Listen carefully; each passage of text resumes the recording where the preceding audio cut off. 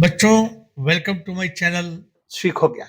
ब्रजमणि त्रिपाठी आपको आज कुछ मोटिवेशन के बारे में बताने जा रहे हैं, क्योंकि बिना मोटिवेशन के आदमी पता नहीं चलता कि मेरे अंदर क्या शक्ति है और कैसे कैसे आगे बढ़ना है। जब हनुमान जी लंका जा रहे थे तो उनकी शक्ति खत्म हो चुकी थी। किसी श्राप दिया था, जब तक आपके बल के बारे में कोई नहीं बताएगा तब तक आपका बल जो है खत्म रहेगा। जब सूर्य को निगल दिए थे, का चुप साधी रहा बलवाना, पवन तनय बल पवन समाना। उनके जो जामवंत थे, उन्होंने जब ये बात कहा तो हनुमान जी को याद आया कि मैं तो बहुत ताकतवर हूँ। उसी तरह से आप लोग भी ताकतवर हैं। जो पढ़ाई कर रहे हैं वो बेवकूफ नहीं है, वो मेहनत कर रहे हैं, लेकिन कुछ ऐसी गाइडलाइन देने की जरूरत पड़ती है कि जिससे उनके अंदर एक उत्साह था। आज हम बात करते हैं एक गांव का गरीब ब्राह्मण घर का लड़का, जो प्राइमरी में जब पढ़ने गया तो उसके पैर में जूते नहीं थे, चप्पल नहीं थे, शर्ट नहीं थी। कच्छा और बनियान में पढ़ने के लिए जाता है और रास्ते भी ठीक नहीं थे, पगडंडियां थी। ये फोटो देखिए, उस गांव परिवेश का। और उसके बाद कीचड़ में जाते थे और एक पेड़ के नीचे एक झोपड़ी होती थी। झोपड़ी के बाहर एक चारपाई रख करके गुरुजी पढ़ाते थे और एक बालक जो है सारे जमीन पर बैठ करके पढ़ते थे। वहां से बालक पढ़ाई करता है। हाई स्कूल तक उसने कभी ट्रेन नहीं देखी थी और ट्रेन में बैठा नहीं था। और एक दिन वह बिहार का डीजीपी बना, डायरेक्टर जनरल ऑफ पुलिस। और उसके बाद जो है, जब वो भी उसका दिल भर गया तो बीआरएस ले लिया और उसके बाद एक बहुत बड़े संत बने हैं, कथावाचक बने हैं। और जो 40 साल तक एसी में सोया, उस व्यक्ति ने पूरा एसी को त्याग दिया और राम नाम करते हुए, प्रभु भजन करते हुए अपना जीवन गुजार रहा है। आज हम उन्हीं के बारे में बात करेंगे। उनका नाम है भूतपूर्व डीजीपी गुप्तेश्वर पांडे। इनका एक फोटो देखिए। गुप्तेश्वर पांडे के बारे में मैंने बहुत वीडियो नहीं देखा था, चेहरा देखे थे, लेकिन हम नहीं जानते थे कि इतने कठिन समय से ये गुजरे हैं और यहाँ तक आए। तो गुप्तेश्वर पांडे का जो जन्म होता है वह 1961 में होता है और बक्सर जिले के गेरुआ बांध में होता है। इनके पिताजी होते हैं जगदीश पांडे, माताजी होती है गंगाजली। उसके बाद भाई होते हैं श्रीकांत पांडे, दूसरे भाई होते हैं रासबिहारी पांडे और पत्नी है चिंता देवी। और इनकी 2 बहन है। ये कहते हैं कि जब मैं पढ़ने के लिए चला तो मैं भी उन्हीं के आसपास की, मेरा भी डेट ऑफ बर्थ है 61 उनका है, 60 मेरा है। वो जब चले पढ़ने के लिए तो विद्यालय 3 किलोमीटर दूर था। सही है, हम भी जहाँ पढ़े हैं उसके 10-12 गांव तक उस समय विद्यालय नहीं होते थे। तो 3 किलोमीटर कहते हम जाते हैं, एक कक्षा और बनियान में पढ़ने जाते हैं। रास्ते कोई बने नहीं थे, पगडंडियां थी। पगडंडियां क्या कहते हैं, बारिश में कीचड़ से भर जाती थी। बिना चप्पल जूते के जाते थे। इनके गांव में स्वास्थ्य नहीं था, शिक्षा नहीं था, उसके बाद बिजली नहीं था। तो कहने का मतलब है कि गांव में कुछ था ही नहीं और सही में उस समय बहुत कुछ नहीं था जब हम लोग थे। फिर ये विद्यालय पहुंचते हैं, इनके साथ और भी बच्चे हैं।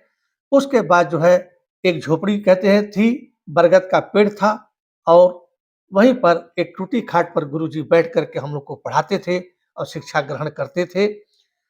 जूता चप्पल नहीं था इनके पास। उसके बाद यह क्या कहते हैं, अपना जूनियर हाई स्कूल की पढ़ाई गांव में ही करते हैं। हाई स्कूल पढ़ने के लिए बक्सर जिले में जाते हैं। तो बक्सर जिले में जाने से पहले जब ये कक्षा 8 में ही पढ़ रहे होते हैं, इनका बाल विवाह हो जाता है और उनकी पत्नी का नाम है श्रीमती चिंता देवी। अब सोचिए 8-5-14 साल की उम्र में शादी हो जाता है।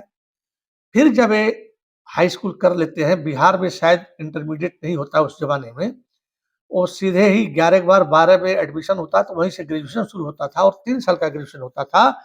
और जब ये ग्रेजुएशन करने के लिए पटना के लिए चले तो इससे पहले इन्होंने ट्रेन में कभी बैठे ही नहीं थे। गए पटना में, भगवान की कृपा से कॉलेज में इनका एडमिशन हो गया, पढ़ाई किए। जब ग्रेजुएशन इन्होंने पूरा कर लिया तो उनके पिताजी कहे कि भाई घर आ जाओ, यहाँ पर खेती बाड़ी संभालनी है। गुप्तेश्वर पाणी जी बताते हैं कि घर का मैं ही एक अकेला पढ़ा लिखा व्यक्ति था। जब मैं पढ़ने गया, न मेरे पिताजी पढ़े थे, न मेरी माँ पढ़ी थी, न मेरे भाई पढ़े थे, न मेरे दादा पढ़े थे। मतलब खानदान में पहला पढ़ाई करने वाला मैं ही शेर था, बाकी कोई नहीं था। अब सोचिए, का चुप साधी रहा बलवाना, पवन तनय बल पवन समाना। कच्छा पहने हुए हैं, जंघिया जिसको कहते हैं, बचपन में सरकता जा रहा है, खींचते जा रहे हैं और पढ़ने जा रहे हैं। बच्चों से झगड़ा लड़ाई तो होती ही रहती है। गांव का परिवेश जो है बहुत अच्छा होता है। तो वहां से गुप्तेश्वर पांडे पटना तक पहुंचते हैं और कहते हैं जब मैं पटना पहुंच गया तो वहां की रंगीलियां देख करके, लाइटें देख करके, सड़कें देख करके मैं तो सोचा मैं लंदन में आ गया हूं। मतलब अंधे को एकाएक आंख आ जाए तो उसका तो पूरा स्वर्ग वही है, सब कुछ देख रहा है। तो उन्होंने बीए कर लिया। बीए करने के बाद इनका विषय हिस्ट्री और संस्कृत रहा। उसके बाद इनके पिताजी गांव बुला लिए, गांव चले गए। इनका फोटो देखते जाइएगा, मैं सब डालूंगा, विद्यालय का भी डालता हूँ, इनका जो है सबका। उसके बाद जो है कुछ बुद्धिजीवी जे थे, जो पढ़े लिखे थे, जो उनके रिश्तेदार थे, जो शुभचिंतक थे, उन्होंने इनसे कहा करे भाई ग्रेजुएशन करके खेती बाड़ी कर रहे हो तो इससे बढ़िया है कि थोड़ा सा और आगे पढ़ाई कर। अब ये पढ़ाई के लिए फिर पटना जाते हैं। इनको 100 रुपया महीना घर से मदद मिलती है। भाई थोड़ा जवान हो जाते हैं, भाई भी बड़े हो जाते हैं, खेती में पिताजी जवाबदारियां तो थी ही। तो ये जो है एमए करते हैं, एमए में एडमिशन ले लेते हैं। फिर उस समय इनके दिमाग में एक बात आया। पहले ये था कि संस्कृत से पढ़ करके मैं कोई अधिकारी तो बन नहीं सकता हूँ, कुछ बन नहीं सकता हूँ। लेकिन उन्होंने देखा एक किशोर कुणाल या किशोर कुमार थे और एक जो है दीनानाथ पांडे थे। ये दोनों लोग संस्कृत विषय से मतलब एग्जाम दिए थे यूपीएससी का और सिलेक्ट हो गए थे। ये बोले कि जब ये संस्कृत से यूपीएससी का एग्जाम दे करके सेलेक्ट हो जाते हैं तो मैं भी कोशिश करूं। लेकिन पैसे का अभाव, क्योंकि उनके कहते हैं कि हमारे पास कोई गाइडेंस नहीं था, कोई समझाने वाला नहीं था, कोई पैसा नहीं था, किताब खरीदने का पैसा नहीं था। उस जमाने में अखबार चलता था, पत्रिका लेने का नहीं पैसा था, किसी कोचिंग में जा करके ज्वाइन करके कुछ सीखने के लिए नहीं था, सिलेबस नहीं था, बहुत समस्या थी। क्या है कि पटना में कोई यूपीएससी का कोचिंग नहीं चलता था, ऐसे छोटा मोटा कोई कोचिंग चलता था, लेकिन ईस्ट और वेस्ट, पूरब की तरफ और पश्चिम तरफ, बीच में कुछ नहीं था। तो कहते हैं कि मैंने क्या किया कि जो 100 रुपये में गुजारा नहीं हो सकता था, तो पढ़ाई के साथ साथ मैंने एक कोचिंग सेंटर को ज्वाइन कर लिया और उस कोचिंग सेंटर में 1 घंटा जब मैं पढ़ाता था तो 5 रुपये मिलता था और 3 दिन हमको पढ़ाने के लिए मिल जाता था। तो अब मुझे जो है 15 रुपया हो गया और 15 रुपया होने के बाद जो है, लेकिन वो भी हमको हमेशा जो है 15 रुपया नहीं मिल पाता था, क्योंकि 10 ही दिन हमको कोचिंग पढ़ाने के लिए मिलता था और मैं जो है 150 रुपया कोचिंग से कमा लेता था और 100 रुपया घर से ले लेता था और उसके बाद अपना जीवन यापन करता था। फिर मैं लोगों से बात किया कि भाई यूपीएससी की परीक्षा कैसे दी जाए, तो लोग कहे कि सिलेबस पता करो। हमने सिलेबस पता किया, लोगों से पूछा, कुछ हमारे साथ बच्चे जुड़ गए और हम लोग मिल करके सिलेबस देखे। तो उस समय क्या है, 3 सब्जेक्ट होते थे, 2 ऑप्शनल और 1 जीके का। तो ये 600 नंबर के होते थे, 600 नंबर के 1800 नंबर के होते थे। इन्होंने एक मोटो बना लिया, एक उद्देश्य बना लिया, हमें कुछ करना है, हमें कुछ लेना है। देखिए, होनहार बिरवा के होते चिकने पात। यदि आप उद्देश्य बना लेते हैं तो ऐसी कोई ऐसी बात नहीं है जो आपको सफलता आपके कदम न चूमे, क्योंकि जिनके पास हिम्मत होता है, टारगेट निश्चित कर लेते हैं, इधर उधर नहीं भटकते हैं, उनका लक्ष्य परमानेंट निर्धारित हो जाता है। ये जरूरी नहीं है कि आपको पहली बार में सफलता मिल जाए, किसी को तीसरी बार मिलती, किसी को दूसरी बार मिलती, किसी को चौथी बार मिलती है, लेकिन कोशिश होती है। और यदि सफलता नहीं मिली है तो आपको कहीं न कहीं अन्य जगह पर सफलता मिल जाती है। तो इन्होंने कहा कि हमें जब पढ़ना है तो 12 से 14 घंटे मतलब थ्रोली ये पढ़ते थे। ये नहीं कि इम्पोर्टेंट पढ़ लें। जब किताब उठा लिया इन्होंने तो उसके टाइम टेबल बनाए और 3 घंटे, 2 घंटे, 4 घंटे जो पढ़ना है उसको कंटिन्यू सब्जेक्ट को पढ़ते थे। फिर दूसरे सब्जेक्ट को पढ़ते थे। कहते मेरा जीके बहुत कमज़ोर था, तो जीके पर हम ज़्यादा समय दिए और उसके बाद कम भोजन करते हुए, अपनी आवश्यकताओं को देखते हुए वो अपना तैयारी करते थे। दिल्ली जाने के लिए इनके पास पैसा नहीं था। तो जब पहली बार इन्होंने परीक्षा दिया यूपीएससी का, तो उसमें प्री पास नहीं प्री पास कर लिया, मेंस पास नहीं कर पाए। फिर दूसरी बार परीक्षा दिया, उसमें जो है प्री मेंस क्लियर हो गया इनका और इंडियन रेवेन्यू में इनकी सर्विस लग गई। अब ये कहते हैं कि भाई गाँव का लड़का जो भी पढ़े थे, संस्कृत पढ़े थे, मैं तो कुछ दिन के बाद मतलब छोड़ दिए थे, मैथ इनको आता नहीं था। तो कहे कि मैं रेवेन्यू अफ़सर तो हो गया था, लेकिन मुझे मैथ नहीं आता था। इन्होंने तीसरा बार अटेम्प्ट किया और आईपीएस में ये सेलेक्ट हो गए। तो कहने का मतलब ये है कि एक गाँव का बालक जांघिया पहना हुआ, कच्छी नहीं होता है, जांघिया पहन कर, बंडी पहन करके वह चला और 100 रुपए घर वाले दिए, 150 रुपया खुद कमाया, 250 रुपए महीने में पटना में मतलब पढ़ाई किया। अंग्रेजी बिल्कुल शून्य थी, बिल्कुल नहीं आता था। मैंने एक जगह पढ़ा है, कभी दोस्तों के साथ आप जानते ही हैं कि भाई कोई अच्छे घर के होते हैं, कोई वो है, इंग्लिश मूवी देखने चले जाते थे, पर इंग्लिश मूवी इनको बिल्कुल समझ नहीं आती, 100% जीरो। लेकिन कहीं इंसल्ट ना हो जाए, पंडित जी थे। भाई जब इतना बड़ा हिम्मत बना लिए, तो जब कोई लोग हंसते थे बगल वाले, ते भी ठहाका मार करके जोर से हंसने लगते थे कि मैं भी पूरा समझ रहा हूँ। जब लोग तालियां बजाते थे, ते भी ताली क्लैपिंग करने लगते थे। किसी को न पता चला कि मैं कमजोर। देखिए, और यह आदमी अपने बलबूते पर जो डीजीपी होता है, डायरेक्टर जनरल ऑफ पुलिस, इस पद को प्राप्त किया।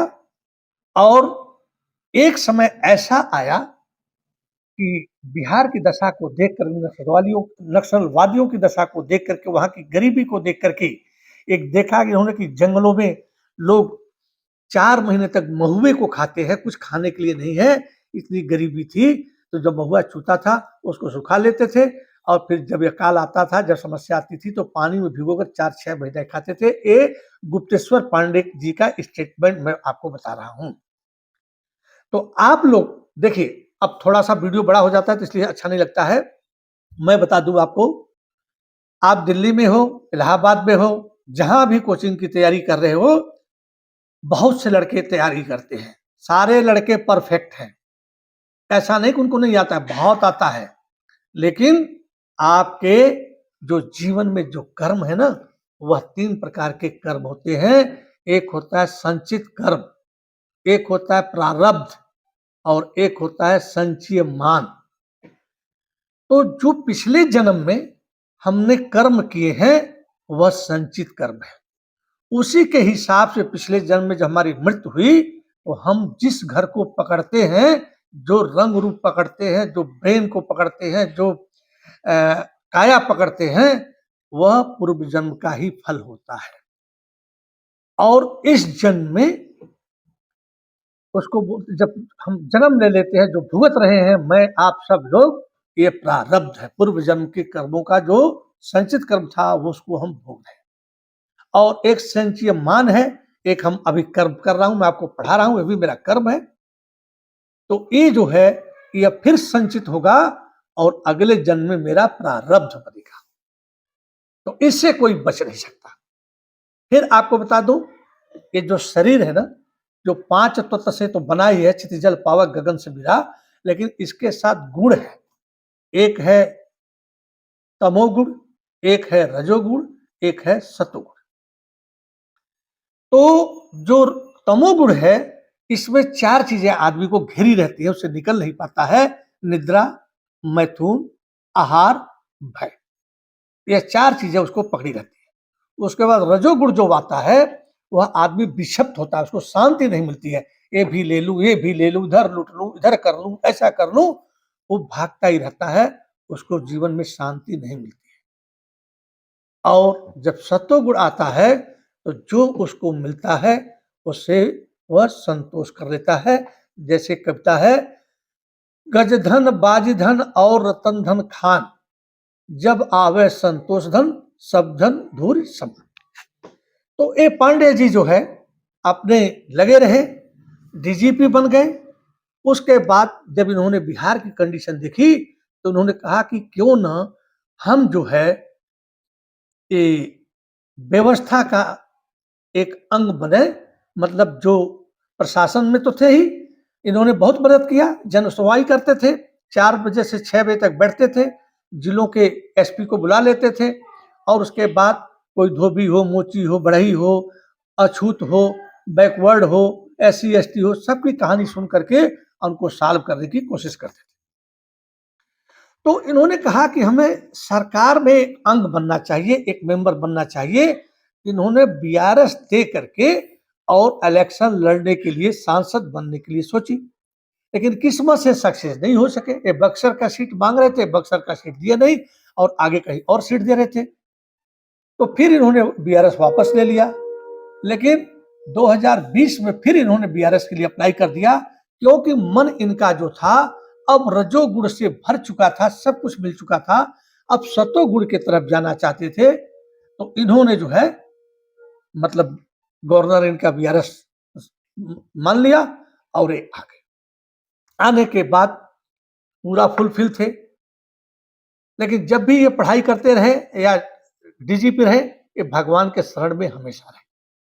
तो ये जो है इन्होंने वर्दी उतार दी, एसी छोड़ दिया, अपना सादा कपड़ा, गिरवा बस सफेद कपड़ा, कंठी माला पहन लिए, अध्ययन किए, संस्कृत से पढ़े ही थे, प्रवचन देने लगे, प्रवचन देते देते देते और ये अब जमीन पर सोते हैं। अभी अयोध्या का एक इंटरव्यू मैंने देखा था, एक दुबे जी है पत्रकार, बहुत अच्छे हैं दुबे जी, उनको मैं नमन करता हूँ। तो ले रहे थे, मैंने देखा, तब मेरे दिल में आया कि यार गुप्तेश्वर पांडे को तो मैंने डीजीपी का रैंक में देखा है, लेकिन इस बार पढ़ा नहीं। तो हमने कहा जरा पढ़ते हैं, तो पढ़ने के बाद ये आया कि कहीं ना कहीं हमको मोटिवेशन मिलता है। बुद्ध भगवान जो थे राजकुमार थे, राजा के लड़के थे, उनके पिता ने उनके लिए तीनों ऋतुओं के लिए महल बनाए थे, उनकी कम उम्र में शादी कर दी थी, ये कभी सन्यासी न बने।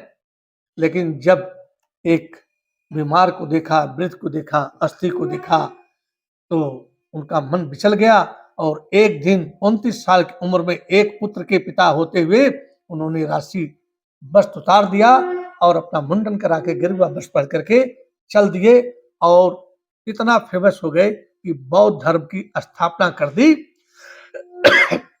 और उसमें जो उन्होंने अहिंसा परमो धर्म अपनाया और जिस मार्ग पर अशोक भी चला।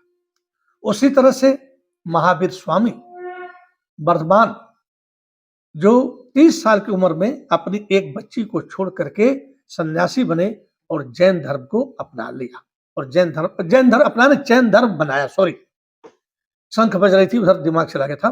तो जैन धर्म उन्होंने खड़ा कर दिया, वो भी जो है जीव हत्या से अहिंसावादी, इधर अहिंसावादी। तो इन्होंने देखा कि बहुत से नक्सलवादियों ने क्या किया कि 35 साल के नौजवानों को गर्दन काट काट करके अलग कर दिया और जहानाबाद में गए। जब नरसंहार हुआ तो कहते हैं कि मैं लाशों को गिनते गिनते थक गया।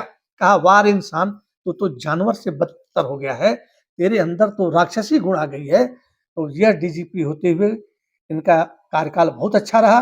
इन्होंने बीआरएस लेकर के संत बने हैं, घूमते हैं। इनकी पत्नी भी देखिए, उनका भी फोटो दिखा रहा हूँ, कितना सिंपल इनकी पत्नी है। और जो है पांडे जी भी अपने सिंपल हैं, घर में डीजीपी होकर जाते थे, घरेलू काम भी करते थे। वो भी एक आध वीडियो होगा तो मैं भी डालूंगा, देखिएगा। आदमी देखो लाख कुछ पा जाओ, अंत में सब खत्म होना है जब तक आपको शांति ना हो। कहते हैं गजधन बाजधन और रतन धन खान, जब आवे संतोषन सब धन धूल समान। तो महावीर स्वामी भी राजा के घर से थे और बुद्ध भी थे, लेकिन सब छोड़ करके पैदल चल चल करके सूखी रोटी साग वगैरह खाते हुए अपना धर्म बनाए और प्रचार किए।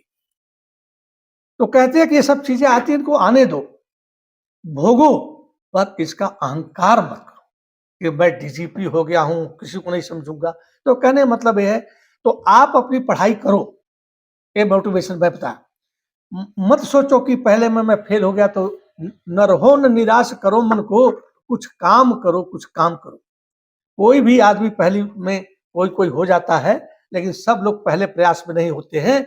और जब तक आपका प्रारब्ध जो है, जो आप भुगत रहे हैं, वो नहीं खत्म होगा, तब तक आपका सिलेक्शन भी नहीं होगा। क्योंकि ये जो कर्म करेंगे, इससे आपके प्रारब्ध के जो पाप हैं, वो कुछ कट जाते हैं। तो ये दुनिया बड़ी रंगीली है, बड़ा स्लिप है। कोई लोग पॉलिटिक्स में बहुत बात करने लगते हैं, कोई कहीं हो जाते हैं। आपको यदि लक्ष्य प्राप्त करना है, तो अर्जुन की तरह से जो कढ़ाई के तेल में उसका फिगर देख करके स्वयंवर द्रौपदी का हो रहा था, और उन्होंने मछली की आंख में तीर मारी। आप उसे अपने सब्जेक्ट पर ध्यान देना है। और मैं इसीलिए वीडियो बना रहा हूं, यदि मेरा पढ़ाया हुआ एक भी बच्चा कुछ भी जो है बन गए और हमें फोन पर किए या हमारे व्हाट्सएप पर मैसेज दिए कि गुरुजी आपने पढ़ाया था और अच्छा मोटिवेशन किया, मैं बन गया हूं, उस दिन मैं सोचूंगा कि मैंने जग जीत लिया, क्योंकि मैंने बच्चों को पढ़ाया है। मुझे नाम कमाना है, पैसा तो जो कमाना था खूब कमाया, टीचर था दोस्तों, और जो मैंने डाला है आपने देखा है। पर दुख हम इस बात का है कि आप लोग उसको सब्सक्राइब नहीं करते हैं, शेयर नहीं करते हैं। ज़्यादा से ज़्यादा पास शेयर कीजिए और उन बच्चों को भी दीजिए, क्योंकि उन बच्चों के लिए है जो गुप्तेश्वर पांडे जैसे थे, जो कच्चे में गए थे, जिनके पास पैसा नहीं था, दिल्ली, उसके बाद जो है इलाहाबाद, बनारस पढ़ने के लिए। तो इस कोचिंग में मैं आपको पढ़ाता रहूंगा, और जब तक मैं स्वस्थ हूं, मैं पढ़ाता रहूंगा। इसी के साथ जय हिंद, जय भारत, वंदे मातरम। बच्चों, भगवान से मेरा यही प्रार्थना है कि आप जरूर सेलेक्ट हो। Thank you. ओके।